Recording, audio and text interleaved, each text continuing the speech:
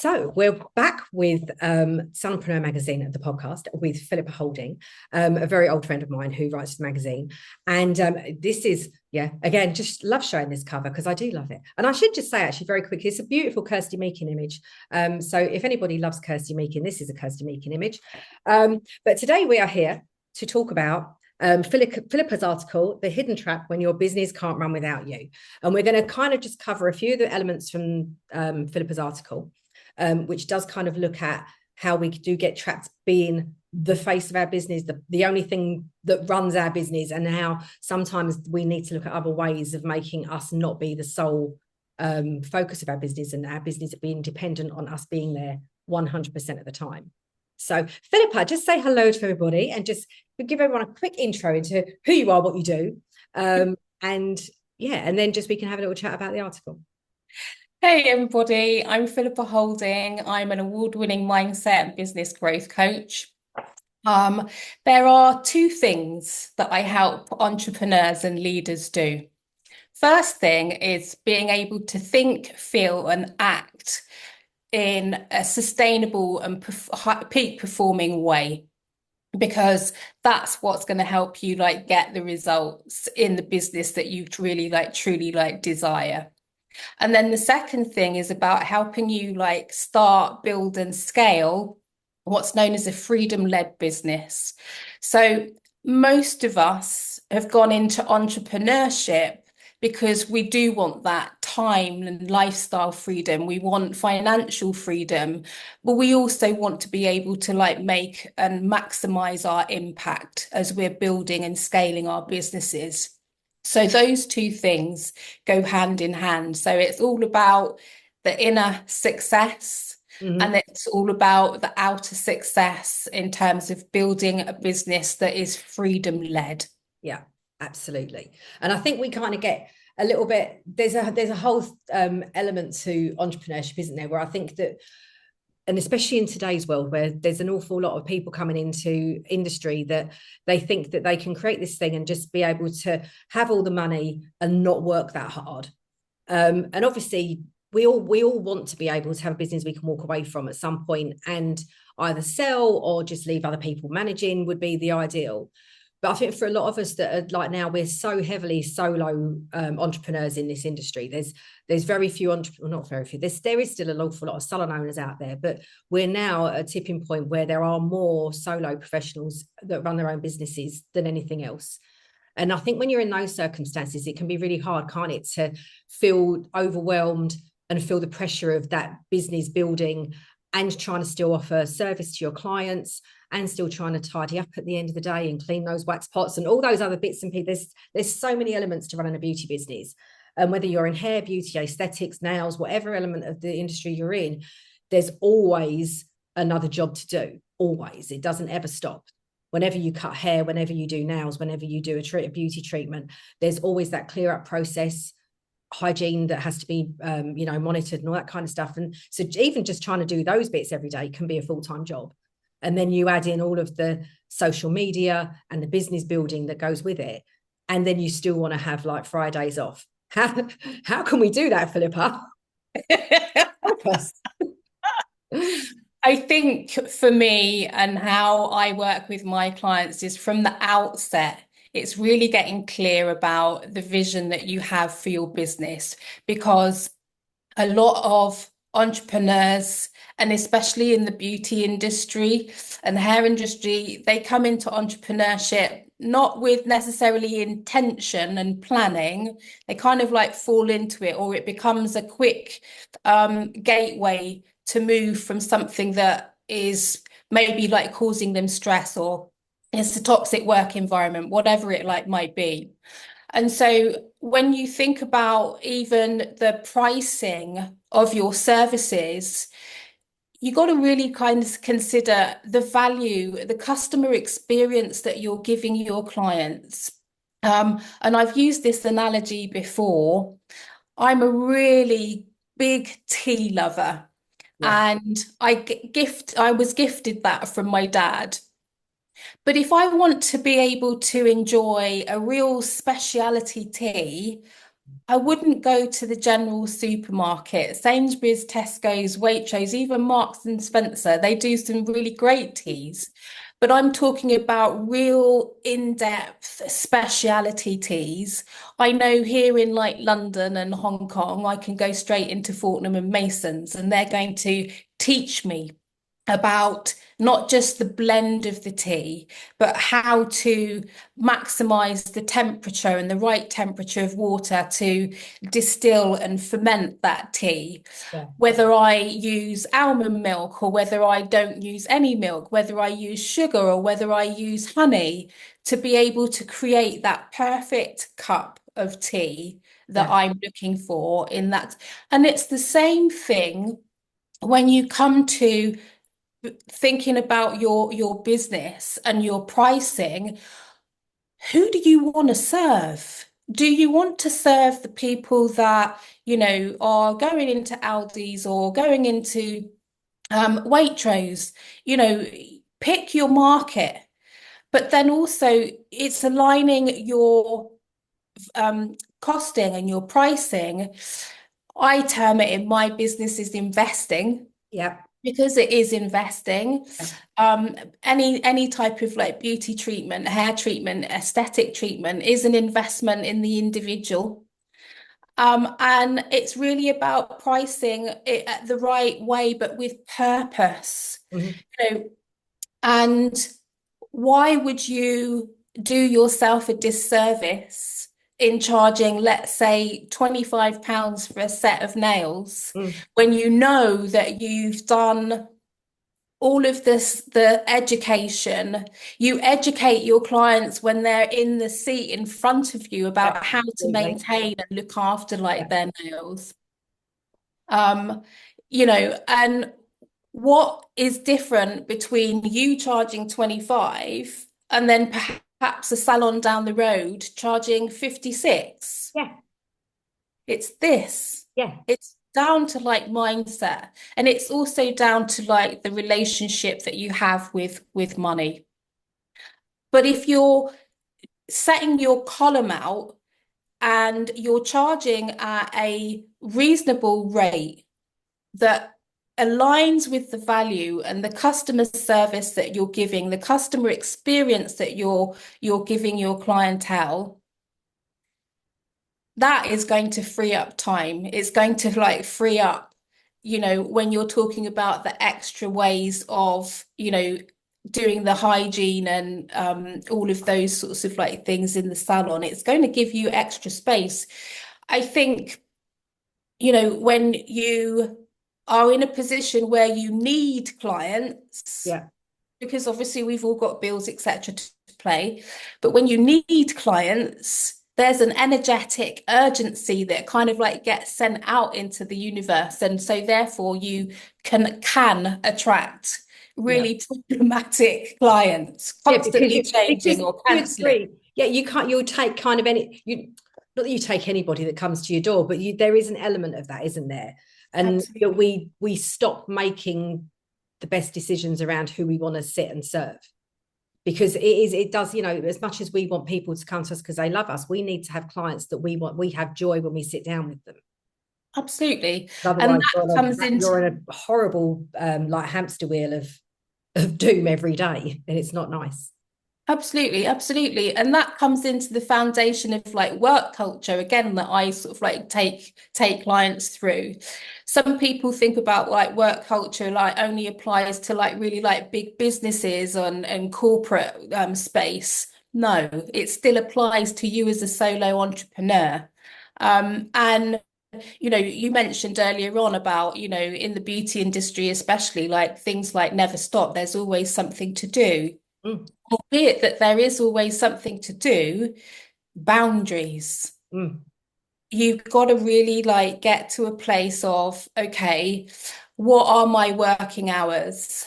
How am I able to be productive in those working hours, but also honor my time, my energy, my resilience, Yeah. and my work-life balance, that when it comes to, okay, close of business, it really is close of business and you leave it and until you like open back up again the following day.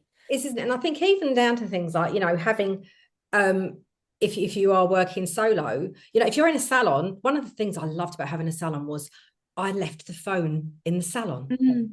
I had a landline. That was how people we did have a mobile as well that we used to set, but we had a very specific salon mobile. And we had a very specific salon landline. And the joy I had the day I opened that business and my clients stopped messaging me personally was just so nice. And that boundary was one of the biggest things that I loved about having a bricks and mortar business. But you don't have to have a salon to be able to go, okay, that phone's switching off now. And have it, and it's worth investing, even just like a cheap old phone, SIM only package, leave it in your salon space. You don't have it in your handbag. You don't need to have it on your table sitting next to you while you're watching Coronation Street. You can just leave that in your salon space and turn it off at the end of your day. Absolutely, absolutely. The other things that you can consider as well that I've spoken about a little bit in my column, we all come with gifts, talents, skills, and expertise, and not necessarily just within the beauty industry, but from other areas of life and workspaces. Learn to be able to monetize that expertise. Most businesses nowadays, they are, yes, providing that service and that one-to-one service or group service, but they're also creating digital assets that create additional streams of income that are semi-passive. Yeah. I don't believe in okay, well, just create it and it will just sort of sell by itself 24/7. That's not a belief system that I think that I it's a fantasy. attune to. It's a great desirable for everybody, but let's face it, the people that achieve passive have usually got many, many people working for them underneath, in an underneath way. And no, that's not the right wording. There's many people operating Behind the scenes, for maybe. them and marketing for them. And you cannot be fully passive if you still have to market it to get it out there. It's still going to be a little bit active. Absolutely, absolutely. I mean, there's a thing that's going sort of around social media at the moment about creating sort of digital products, and I do sort of coach clients in how to create, launch, and sell digital products as well. And it's about some people creating sort of PDFs, and it's got lots of information, valuable, high ticket information. And that's one way that you can create a digital asset. But I take it one step or two steps further than that. And an example is a client of mine, she developed a specific framework that would actually sort of work within schools, but from homeschooling neurodiverse children. And what we did was we actually distilled her framework into a simple PDF, but it gave step-by-step guidance, but in the schooled context. And we actually then pitched that back to the local neighborhood schools. We're talking US, because their education system is slightly different to ours, the structure of it. But because we licensed it, we turned that PDF and valuable high ticket information into a consistent licensed digital asset for her business that is now, generating her 5 figures and more every single month. So it's not about, creating online courses. That is an option, and we do that. But it can be the smallest thing, yet have the greatest value. And then thinking about, okay, well, who's going to need this information, but how do I want them to be able to access it? Yeah. You can do it as a simple download. I have those in my business. But there's also things that I license out to other businesses in order to be able to utilize in their business environment that still generates me semi-passive income. And so it's looking at those things, not just within the beauty industry, but really doing a timeline of your skill set. Yeah, absolutely. And looking at, okay, what am I also passionate, and how am I able to like turn that passion, that expertise, that I call it my seven-figure genius, Yeah, into additional income streams so that your business again is creating financial freedom for you, whatever that means. And it's going to be different for different people, and that's okay, but it's freeing up your time. It's yeah, giving you the capacity and space to expand. You know, you want to be expansive in your business rather than feeling like it's restrictive. And like I say in like my column, like you're building a gilded cage. yeah. That's not what we intended to come into business for. And I think as well, it's like one of the things like you're talking about there is, you know, that this gives you an opportunity to earn more income, which means that you can then be, if within your beauty business, you can be more picky about what you do. You can work less within that business. And I think when I was talking with Carl Hinder, and we were talking about this, like this thing that we experience as therapists and hairdressers and whatever area we're in, we part of what we do is we are heartfelt business owners who want to make our clients feel better about themselves in whatever way that we do that. And we experience an emotional connection with those clients. And even now, even with all the other bits and pieces I do, I still serve clients because it doesn't matter how much I try and get away from it, it keeps pulling me back. And I don't do it a lot, probably only do, I don't know, half a dozen clients a month, but I still serve clients in holistic practice because it kind of still it fills my heart with joy to do that. And I think that it's something I probably won't ever stop doing. I thought I was done, and I'm not. I've sold my business. I've moved on. I've done all different sorts of things since I sold my salon, but I still keep coming back to it. And I think that, you know, that everything that you're talking about is that, you know, if you can monetize other skills, I've got a huge skill set that I learned before I came into this industry. I was working in public sector, private sector, National Health Service, all sorts of stuff, within finance and HR, and I've got like tons of stuff.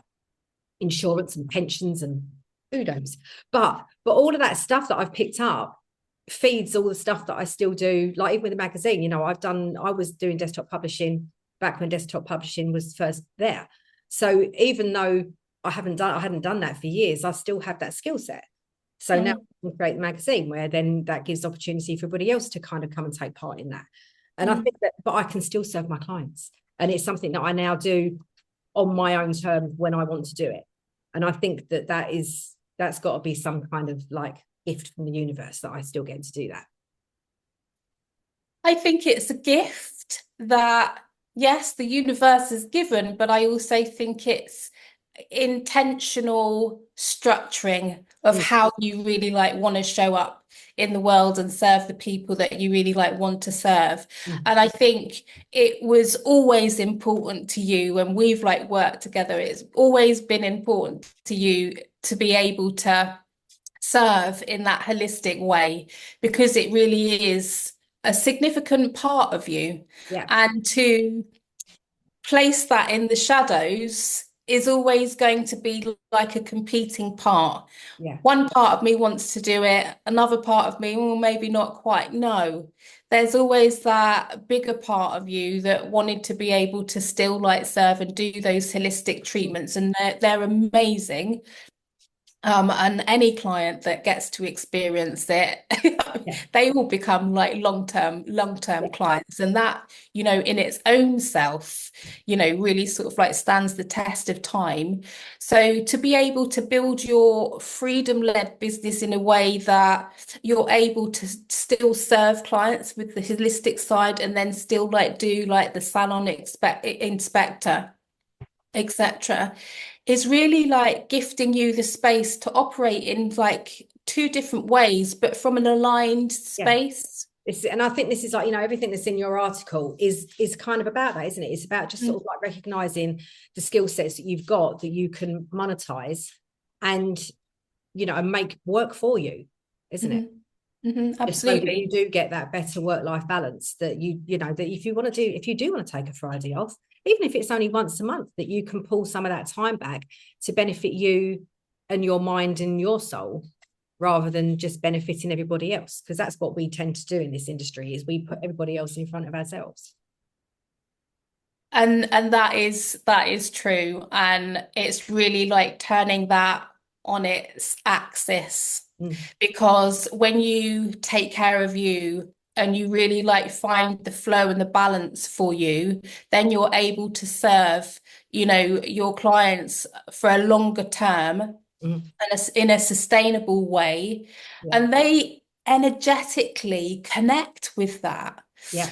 And I think it's also important as well, and I mentioned this in the column, when you're thinking about outsourcing or even delegating, you've got people in your team, perhaps, even if you're outsourcing to somebody that's doing social media for you, for example, you got to understand, okay, well, how do you hire them in the first place? What are you looking for from them? I have like this statement about you want to be able to hire drivers, not passengers. Yeah. But even when you've got a driver on your team, you still got to be able to communicate exactly what it is that you want them to be able to impart and communicate through your social media platforms, Yeah. whatever it is that they're doing on your behalf. So you want to understand, well, what are their values? How do they show up in the world? How are you able to, build that same type of like drive, that same like peak performance culture, rather than just seeing it as, okay, well, this person does my social media and that's it. Yeah. That's not going to help you, scale and be able to like move away from your business, because otherwise, really what transpires is that you're constantly fighting fires. And that isn't what you got into business for in the first Oh, place. So absolutely. it's understanding, what are the types of questions that you need to ask when you're looking to, delegate and like outsource.